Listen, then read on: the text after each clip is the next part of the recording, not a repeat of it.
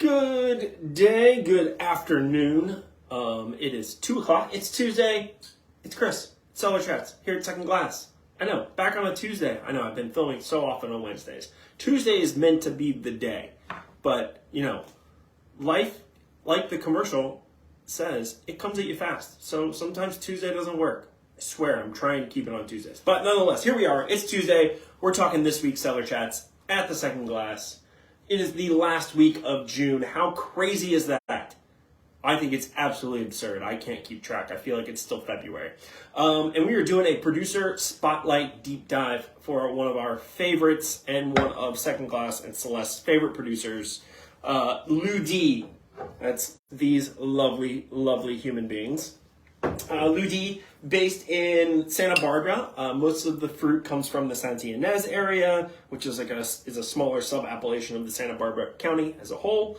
And the winery is focused exclusively on Loire Valley varieties, primarily Cabernet Franc, Chenin Blanc, Sauvignon Blanc. They've dabbled in a little bit of Gamay. They've dabbled in some Cabernet Sauvignon more recently, which, contrary to popular belief, actually is planted throughout the Loire Valley, just not heavily like Cabernet Franc. And Melon, which is the grape of Muscadet. Sadly, that wine is no longer being produced, at least for the next few years. It was a fan favorite, but that's okay because they have plenty of other things to taste, and it's so fun. So we're going to kick it off with a little Lieu Rosé, and their Rosé previously was made from Pinot Noir, but in the last few vintages, they switched to Cabernet Franc and loved it so much they've never gone back. So a little more backstory on Lieu. Was originally founded by Eric Railsback and Justin Willett, two good friends that were living in the Santa Barbara area, working in wine.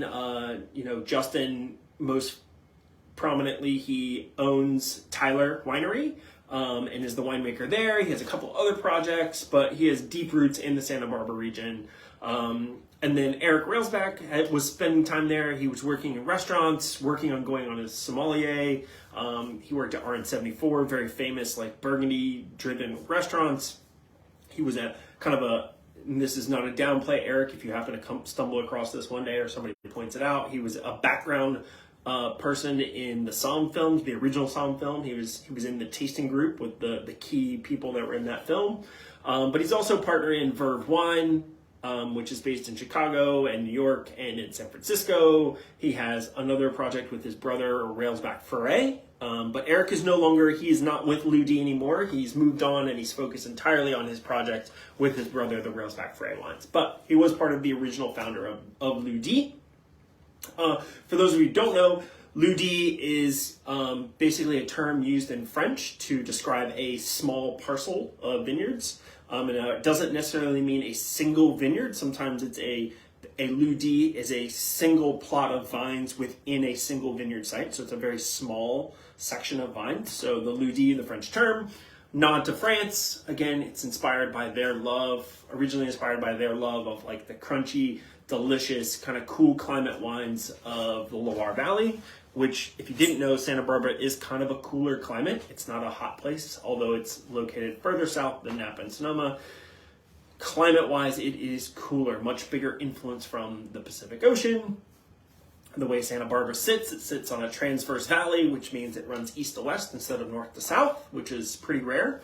So it gets a lot of cooling effects, and the way that the hillsides and everything are situated is just a much cooler region than Napa or Sonoma, which are a good 3.5 hours north, 4 hours north of here. So anyways, that said, we're doing Rosé, we're doing Chenin Blanc, we're doing Cabernet Franc. So we got Cabernet Franc two ways today, which is kind of fun.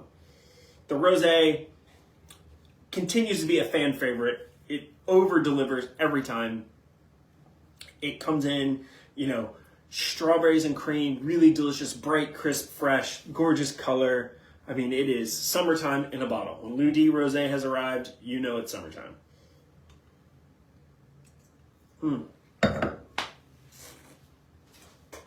Really, really beautiful. And the thing I like about, wow, that's lovely. What I like about Cab Franc being used for Rosé, which, again, talking Loire Valley, It is outside of, no, I take that back. It is probably the most used grape variety for the production of rosé.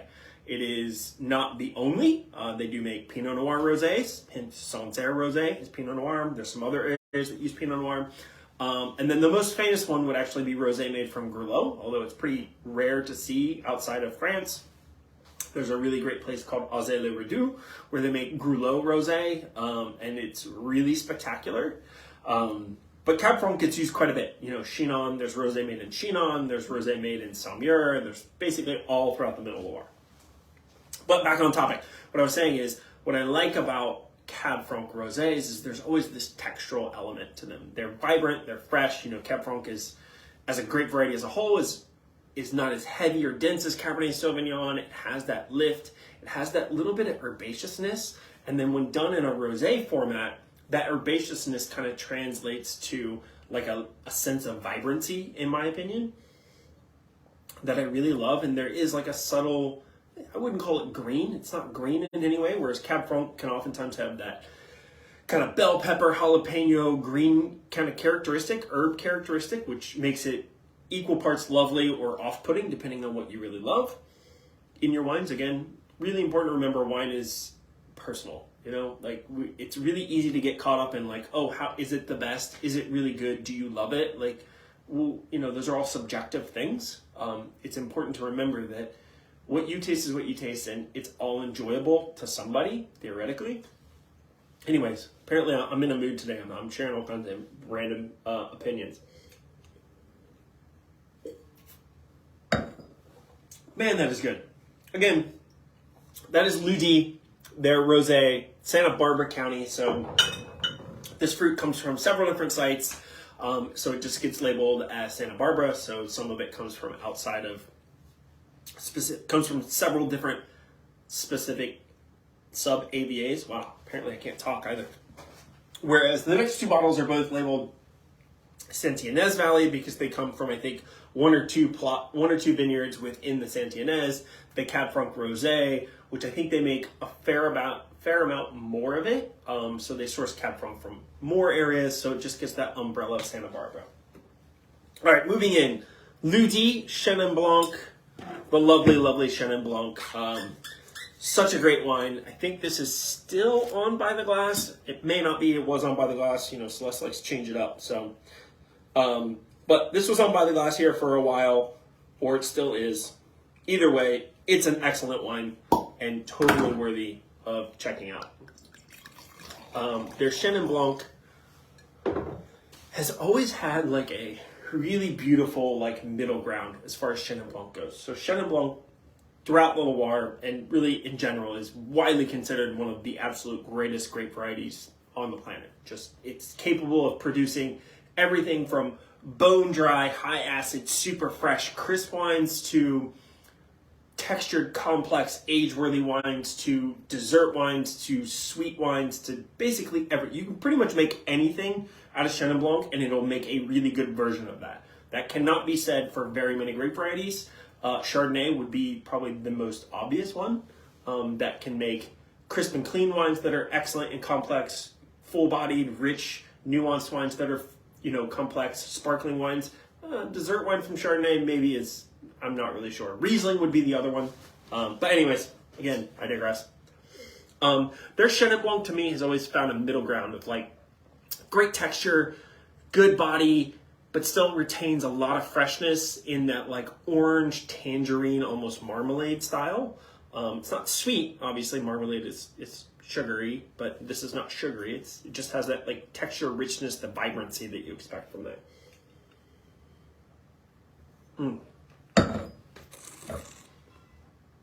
Really beautiful color. Wow. Man, that's pretty.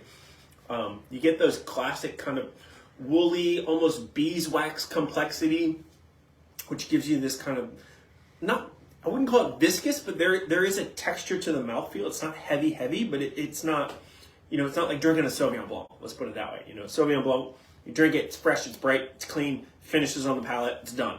It's pretty much in and out. Goodbye, delicious, drink more of me. Chenin Blanc has that characteristic of like man, I want to drink more of this, but also lingers. There's a lot of weight and texture here that just makes it really pretty and fun to drink. I mean, it is like 90 degrees outside and sunny. I know you can't come in tonight. It's Tuesday. Just remember, not open tonight. But you should come in tomorrow or Thursday or Friday or all four. The 4th is Saturday, by the way, in case you didn't know. Man, it's second sip. Get a little more honeysuckle, a little bit of peach. Wow, excellent. Again, Lieu, Chenin Blanc. All right, last but not least, the Lieu Cab Franc, which is, I would say Cab Franc is their, I mean, that is the real reason that Lieu exists, is because Justin and Eric really loved Cabernet Franc specifically. And then they built around that the idea of doing Loire Valley grape varieties. And along came, Sauvignon Blanc and Chenin Blanc and these other things that, like, on the grand scheme of things, we're talking about this as a business, like, those are easier to sell than Cabernet Franc. The reality of it is.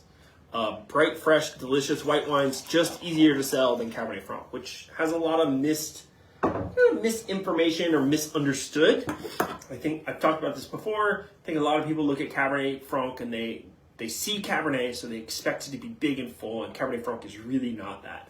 And then there is that, like, pyrazine, like, vegetal, like, herbaceous character that can sometimes be overwhelming in certain Cab Francs.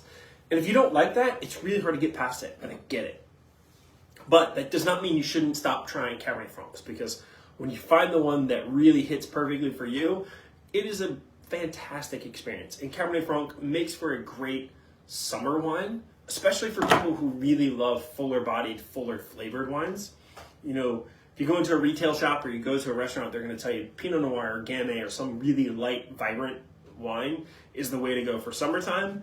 But if you're normally drinking like Bordeaux blends or Cabernet Sauvignon, or if you're drinking like Syrah or something like that, that has a lot more oomph, a lot more backbone, like Pinot Noir and Gamay are going to be too light if you don't like that light character.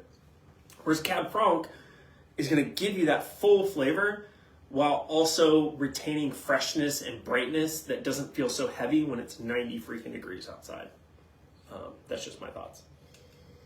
On the nose, you can tell bigger, fuller, really beautiful black fruit, a little bit of plumminess, just a subtle herbaceous kind of pepperiness. Like, it's not overwhelming. It's just, like a touch. Think of like maybe like a mixed salad, like a fresh green mixed salad with some arugula in it, where arugula is not the main character, but there's just a little bit there. So you get that like peppery, herbaceous thing. It's just like a pop, but not a lot. That sort of rhymed and it felt weird.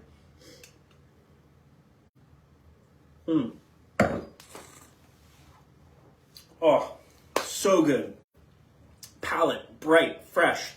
Again, kind of crunchy. And when I say crunchy fruit, I think like pomegranate, cranberry, really tart raspberry, like something that like feels like it pops and explodes with like tart freshness. That's what I think of when I say crunchy fruit. There is that herbaceous kind of like secondary character. So good, so refreshing. Man, that's excellent. Loving it.